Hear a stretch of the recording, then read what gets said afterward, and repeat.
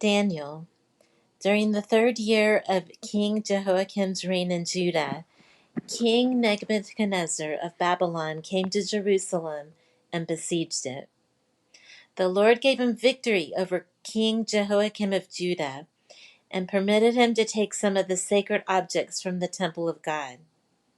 So Nebuchadnezzar took them back to the land of Babylonia and placed them in the treasure house of his God. Then the king ordered Ashpenaz, his chief of staff, to bring to the palace some of the young men of Judah's royal family and other noble families who had been brought to Babylon as captives. Select only strong, healthy, and good-looking young men, he said. Make sure they are well-versed in every branch of learning, are gifted with knowledge and good judgment, and are suited to serve in the royal palace. Train these young men in the language and literature of Babylon. The king assigned them a daily ration of food and wine from his own kitchens. They were to be trained for 3 years, and they would enter the royal service. Daniel, Hananiah, Mishael, and Azariah were 4 of the young men chosen, all from the tribe of Judah. The chief of staff renamed them with these Babylonian names. Daniel was called Belteshazzar. Hananiah was called Shadrach. Mishael was called Meshach. Azariah was called Abednego. But Daniel was determined not to defile himself by eating the food and wine given to them by the king. He asked the chief of staff for permission not to eat these unacceptable foods. Now God had given the chief of staff both respect and affection for Daniel. But he responded, I'm afraid of my lord the king, who's ordered that you eat this food and wine. If you become pale and thin compared to the other youths your age, I'm afraid the king will have me beheaded. Daniel spoke with the attendant who had been appointed by the chief of staff to look after Daniel, Hananiah, Mishael, and Azariah. Please test us for 10 days on a diet of vegetables and water, Daniel said. At the end of 10 days, see how we look compared to the other young men who are eating the king's food. Then make your decision in light of what you see. The attendant agreed to Daniel's suggestion and tested them for 10 days. At the end of the 10 days, Daniel and his 3 friends looked healthier and better nourished than the young men who had been eating the food assigned by the king. So after that, the attendant fed them only vegetables instead of the food and wine provided for the others. God gave these 4 young men an unusual aptitude for understanding every aspect of literature and wisdom. God gave Daniel the special ability to interpret the meanings of visions and dreams. When the training period ordered by the king was completed, the chief of staff brought all the young men to King Nebuchadnezzar. The king talked with them, and no one impressed him as much as Daniel, Hananiah, Mishael, and Azariah. So they entered the royal service. Whenever the king consulted them in any matter requiring wisdom and balanced judgment, he found them 10 times more capable than any of the magicians and enchanters in his entire kingdom. Daniel remained in the royal service until the 1st year of the reign of King Cyrus. One night, during the 2nd year of his reign, Nebuchadnezzar had such disturbing dreams that he couldn't sleep. He called in his magicians, enchanters, sorcerers, and astrologers, and he demanded that they tell him what he had dreamed. As they stood before the king, he said, I had a dream that deeply troubles me, and I must know what it means. Then the astrologers answered the king in Aramaic, Long live the king! Tell us the dream, and we will tell you what it means. But the king said to the astrologers, I'm serious about this. If you don't tell me what my dream was and what it means, you will be torn limb from limb, and your houses will be turned into heaps of rubble. But if you tell me what I dreamed and what the dream means, I will give you many wonderful gifts and honors. Just tell me the dream and what it means. They said again, Please, your majesty, tell us the dream, and we will tell you what it means. The king replied, I know what you are doing. You're stalling for time because you know I'm serious when I say, if you don't tell me the dream, you are doomed.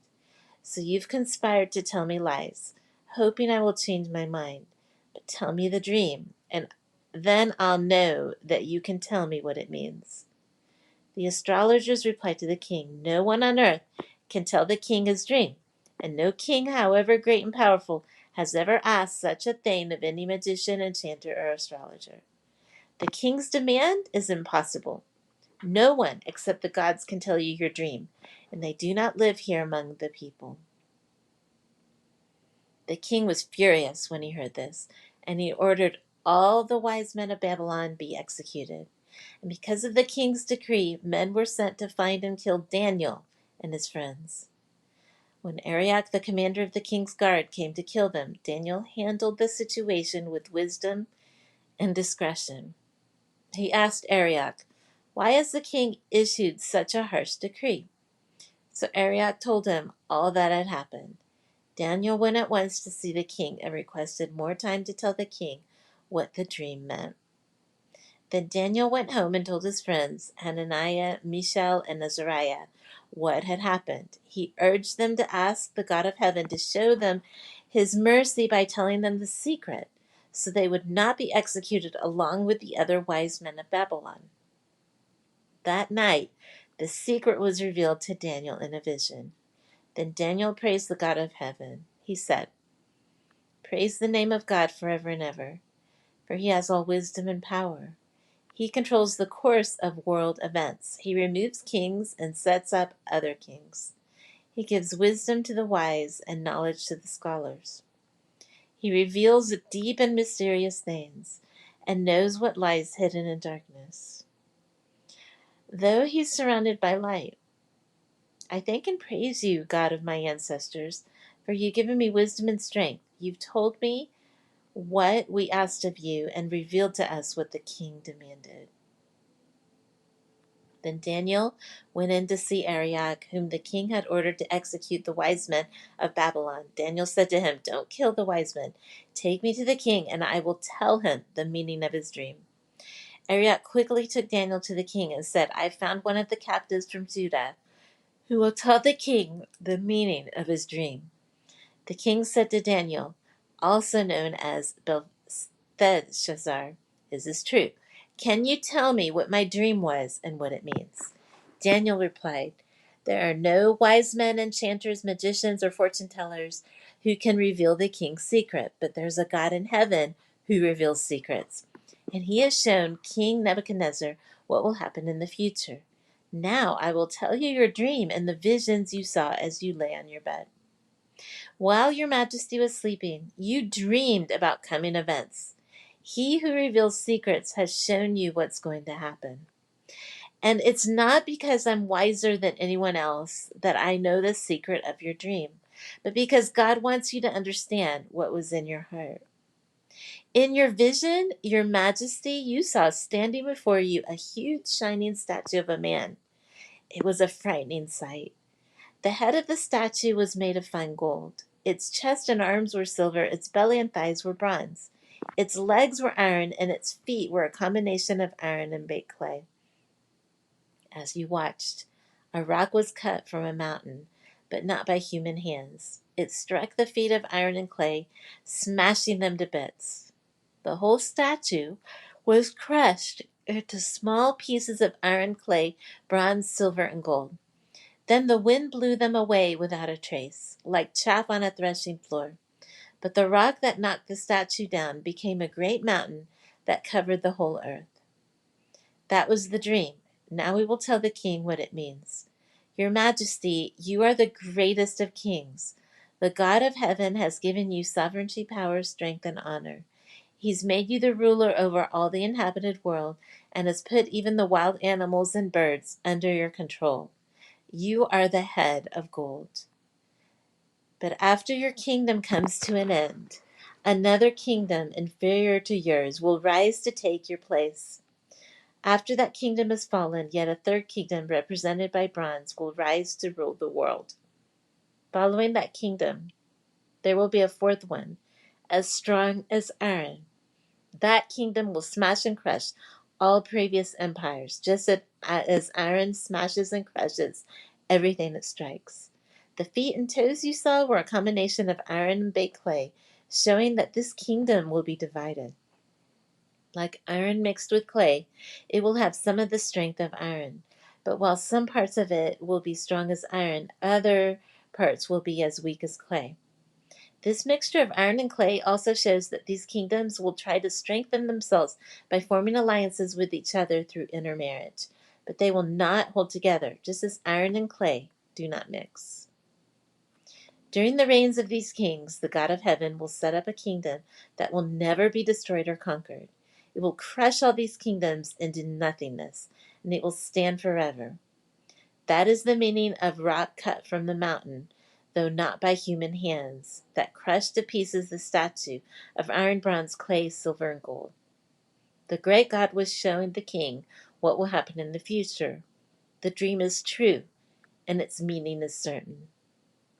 Then King Nebuchadnezzar threw himself down before Daniel and worshipped him, and he commanded his people to offer sacrifices and burn sweet incense before him. The king said to Daniel, "Truly your God is the greatest of gods, the Lord over kings, a revealer of mysteries, for you have been able to reveal the secret." Then the king appointed Daniel to a high position and gave him many valuable gifts. He made Daniel ruler over the whole province of Babylon, as well as chief over all his wise men. At Daniel's request, the king appointed Shadrach, Meshach, and Abednego to be in charge of all the affairs of the province of Babylon when Daniel remained in the king's court. King Nebuchadnezzar made a gold statue 90 feet tall and 9 feet wide, and set it up on the plain of Dura in the province of Babylon. Then he sent messages to the high officers, officials, governors, advisors, treasurers, judges, magistrates, and all the provincial officials to come to the dedication of the statue he had set up. So all these officials came and stood before the statue King Nebuchadnezzar had set up. Then a herald shouted out, "People of all races and nations and languages, listen to the king's command. When you hear the sound of the horn, flute, zither, lyre, harp, pipes, and other musical instruments, bow to the ground to worship King Nebuchadnezzar's gold statue. Anyone who refuses to obey will immediately be thrown into a blazing furnace." So at the sound of the musical instruments, all the people, whatever their race or nation or language, bowed to the ground and worshipped the gold statue that King Nebuchadnezzar had set up. But some of the astrologers went to the king and informed on the Jews. They said to the king Nebuchadnezzar, "Long live the king! You issued a decree requiring all the people to bow down and worship the gold statue when they hear the sound of the horn, flute, zither, lyre, harp, pipes, and other musical instruments. That decree also states that those who refuse to obey must be thrown into a blazing furnace. But there are some Jews, Shadrach, Meshach, and Abednego, whom you put in charge of the province of Babylon. They pay no attention to you, your majesty.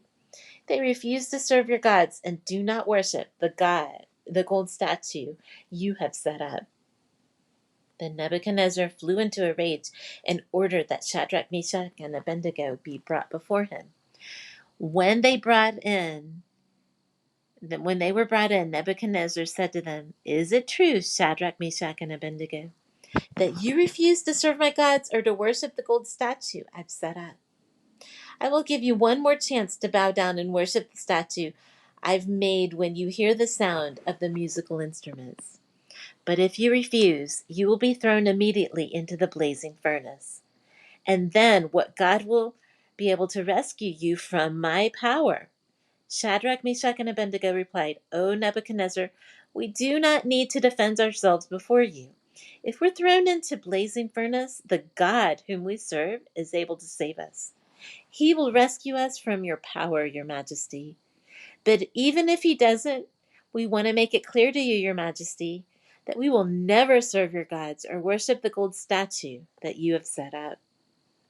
Nebuchadnezzar was so furious with Shadrach, Meshach, and Abednego that his face became distorted with rage. He commanded that the furnace be heated 7 times hotter than usual. Then he ordered some of the strongest men of his army to bind Shadrach, Meshach, and Abednego and throw them into the blazing furnace. So they tied them up and threw them into the furnace, fully dressed in their pants, turbans, robes, and other garments. Because the king in his anger had demanded such a hot fire in the furnace, the flames killed the soldiers as they threw the three men in. So Shadrach, Meshach, and Abednego, securely tied, fell into the roaring flames. But suddenly Nebuchadnezzar jumped up in amazement and exclaimed to his advisers, "Didn't we tie up three men and throw them into the furnace?" "Yes, your majesty, we certainly did," they replied.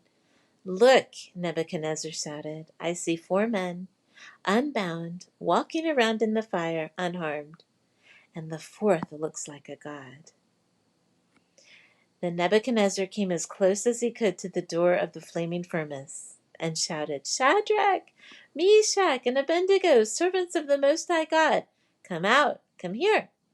So Shadrach, Meshach, and Abednego stepped out of the fire. Then the high officers, officials, governors, and advisers crowded around them and saw that the fire had not touched them. Not a hair on their heads was singed, and their clothing was not scorched. They didn't even smell of smoke. Then Nebuchadnezzar said, "Praise to the God of Shadrach, Meshach, and Abednego."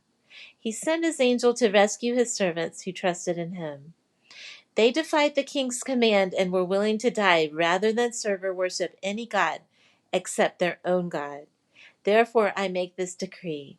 If any people, whatever their race or nation or language, speak a word against the God of Shadrach, Meshach, and Abednego, they will be torn limb from limb, and their houses will be turned into heaps of rubble.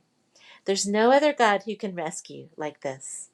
Then the king promoted Shadrach, Meshach, and Abednego to even higher positions in the province of Babylon.